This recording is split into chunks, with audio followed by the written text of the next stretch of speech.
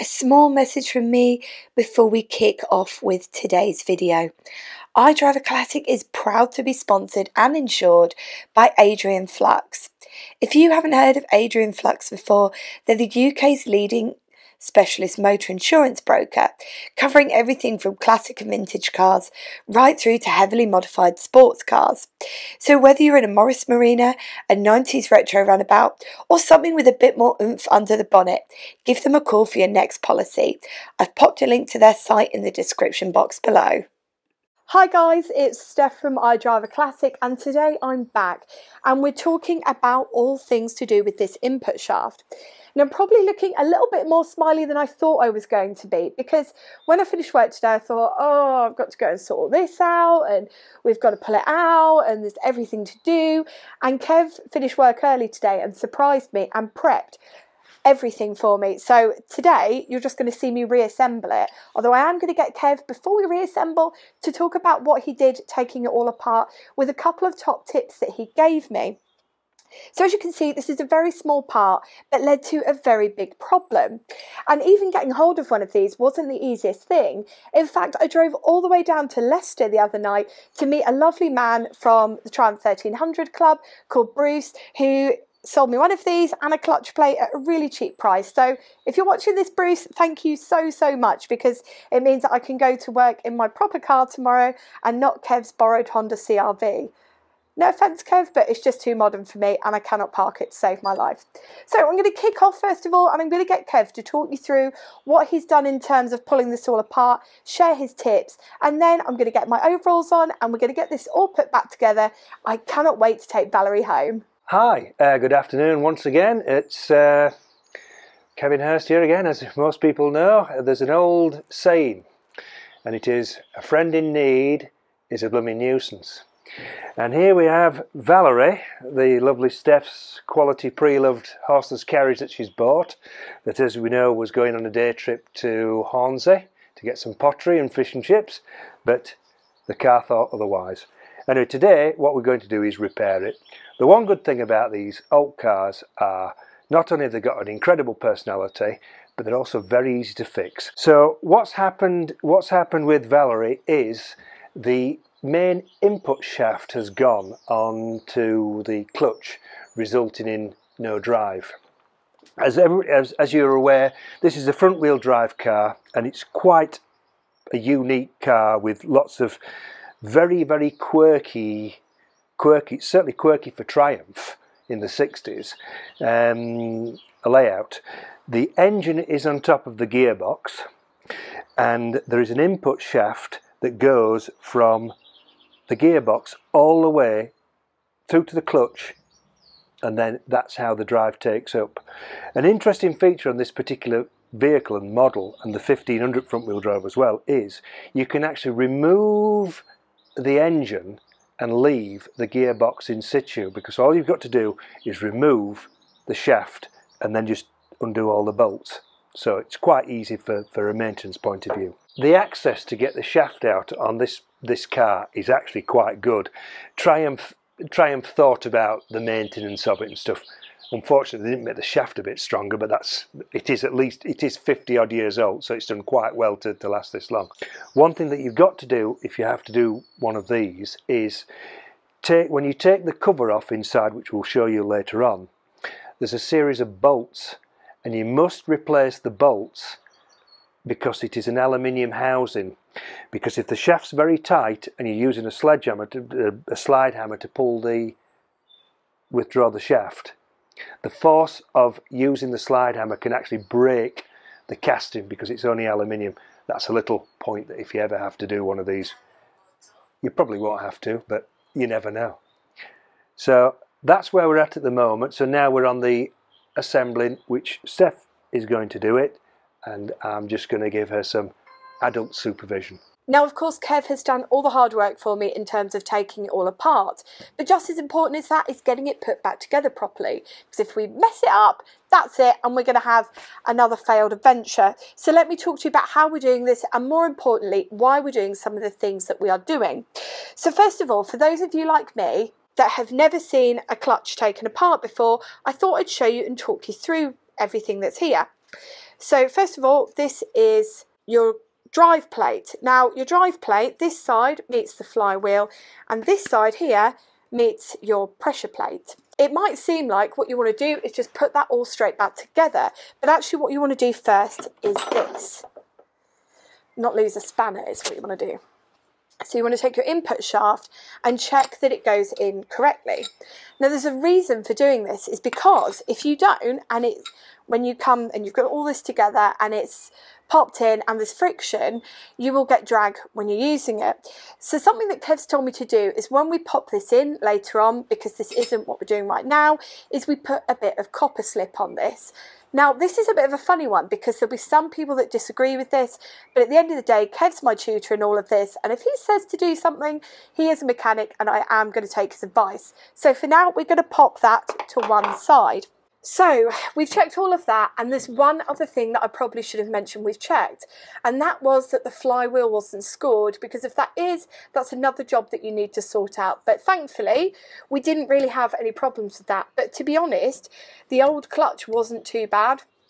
But we thought whilst we're taking everything apart, it would be silly not to put a new clutch in, because we didn't know what the condition of the clutch was beforehand. So we've got that in. Again, thank you very much to Bruce who gave me that. Now what we need to do is we need to get this into place. And you might think this is a little bit fiddly, and you'd be right. But one of the things that I've done prior to this, actually, and being short doesn't help you here, is I have loosened up the arm that holds the clutch release bearing in place to help me get this in.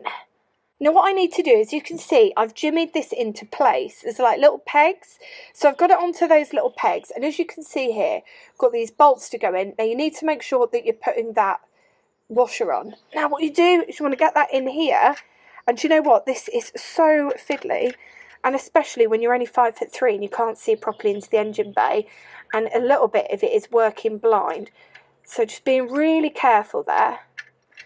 I know it's right because I've already done it once. Come on. I won't lie to you all, it does help having somebody on the other side when you're saying, is it nearly there? Is it nearly there? And Kev's going, well, if it's going in, of course it is nearly there. So, oh God, what a thing to be doing after a long day at work. So what I've done there is I've wrestled with those bolts and we've put them in all around, but we haven't tightened them down yet, because the next thing we need to do is put the input shaft in. So as you can see there, we talked about that copper slip earlier. I've put it on there, on the splines, and just on the end there. Now I know there are going to be some people that disagree with this, but as I've already said, Kev is my tutor for all of this, and he said, bang it on. I've been doing it for 40 years. I mean, he doesn't look that old, does he? And we're going to get that back in. So we're going to head inside the car now and slide it on in. Right, it's time to get this in. So, as you can see there, now I have been told, because I've not done this before, we may not be able to get it straight in. We may need to twist it. Now, oh, hello. Now this is probably going to be my worst ever angle that I've filmed from. But we need to get this done, and one of the things that I was a bit nervous about was, you probably saw as I was putting that in, I faced a bit of resistance, and I said to Kev, and this is why it's so good to have somebody with you sometimes who knows what they're doing. I went, oh my God, I've got it stuck, I've broken it. And he got in and he said, no, it's fine. He said, what you need to do is you need to give it a tap. And he went, but make sure you mention with a soft faced hammer. So I've got this, and we're going to give it a good old tap. I feel like there's a lot of double entendres in today's video, and I don't mean for there to be. Oh, come on. I need to go to work tomorrow. It's going.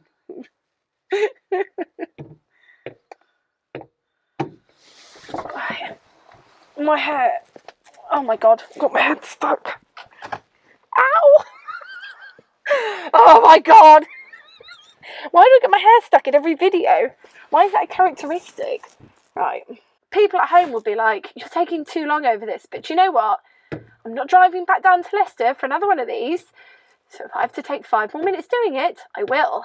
Now we've put that input shaft in. If you remember, we only left these bolts hand tight. So what we're going to do is we're going to tighten them up. I've got a 1/2 inch spanner for this, and we're going to tighten them in sequence.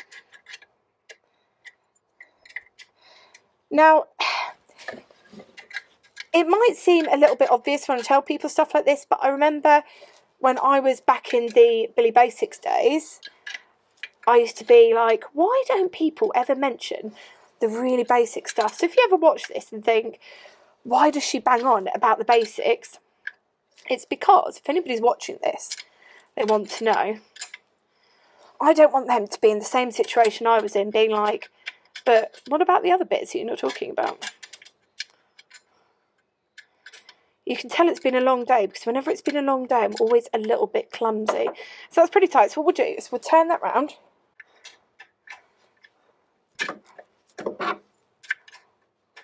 Now, there's a lot of popping in, popping out with this.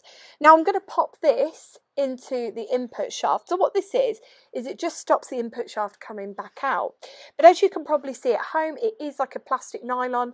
So what I'm going to do is, first of all, I'm going to hand thread it, and then I'm going to tighten it up with a 1/2 inch spanner. Now, I don't have a spare one of these, so I'm having to probably be a lot more careful than some people would like me to be. But you know what? I didn't get this far to only get this far today. I do not want to go home in the mum wagon. Right, so 13, where is my 1/2 inch? It's like, I always find, I don't know what you all think, but the 1/2 inch spanner is like the old school version of the 10mm. It's always missing. Right, so I'm going to tighten this up. Next thing is I'm going to get this plate in. It's hard to work in because whilst it is a little bit more, a little bit less tiresome than some of the other jobs that we've done on cars, it's not my favourite. So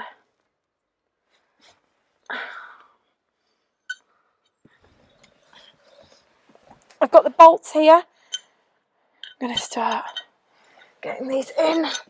Now the next thing is, once we've done all that in there and nipped all that up, is you see this is your clutch release arm, and what you want to do is just adjust that up. So I've done that already, so if you can see there, it's kind of hard to show you at home, and what you want to do is you want to get that adjusted up, but you just want to make sure that you've got your clutch bearing here, and you want to make sure that you can still get movement in that. It's very hard to show you at home. Now what I'm going to do is just nip these 2 bolts up. And for that, I'm using my trusty 1/2 inch spanner once again. Also, I think something that we should be honest about is that when you're working on cars after a long day at work, when you're already tired, you're just not in the mood for it. But you know what else I'm not in the mood for? Ringing work tomorrow and telling them that I can't get in. So it needs to happen. Once we adjusted that up, everything came together very, very quickly. So we jumped in and we checked that the clutch had some biting point. So of course, because I've had the clutch in it before, I knew exactly what it should feel like. In fact, it felt much better this time around. We then popped the sound deadening back in and popped everything back together. The carpet covered in a million crumbs before putting that gear knob back on. And then, as you'll see, parcel shelf went back in and everything was spot on. So everything's been successful today. I'll do a drive to work tomorrow. Keep your fingers crossed for me, because I'd actually like to make it. It'd be very embarrassing if I don't. And that's it. So I'll see you on Sunday again for a car review. And of course, I'll catch you next Tuesday for another episode of Tinkering Tuesdays. Which car are we going to do? I have no idea. But shh. The Marina engine's back this week, so maybe it'll be the Marina. Anyway, I hope wherever you are in the world, you're having a great week, and until next time, take care and drive safely.